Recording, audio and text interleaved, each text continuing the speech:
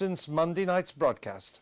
I woke up this morning to find, by the sheerest coincidence, the right-wing press had given it to Nick Clegg with both barrels. The Mail, the Telegraph, the Express, the Sun. Incredible.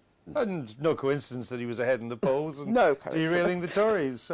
Charles Kennedy, your moment. Well, that's certainly a moment, yes. There's no doubt about it. I think if they carry on like that, and he carries on the way he's going in these debates, then, you know, the week after next, he'll be in favour of the slaughter of the firstborn. And you read it first in the Daily Mail. Well, I'm worried about those 80 women he's supposed to have had relationships with. It was 30. Was it 30? Typical exaggeration.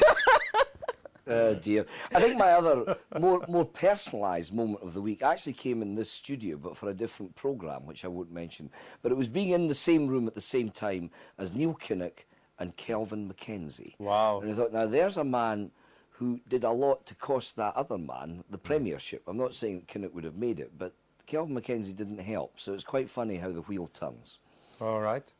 Michael. Nick Clegg said that he would find it difficult to work with Gordon Brown, and that set my little mind racing because, of course, if we do get into coalition building, one of the options open to Nick Clegg is to say that he would support Labour, but not under the present Prime Minister. That would enable him to say that there'd been a change and to justify supporting Labour.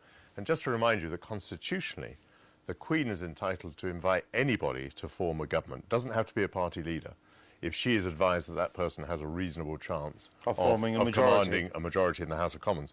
So, you know, if one really followed through Nick Clegg's remark, one might think that a different leader of the Labour Party, a different figure in the Labour Party could emerge who could be invited to form a government, even though that person was not leader of the Labour Party.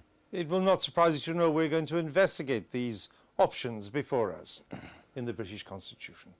We do have one. We just never got around to writing it. Now, after the success of our little dinner party last week, we've decided to throw another one for the second leaders' debate tonight. Actually, it's never that hard to find folk when there's a free meal on offer.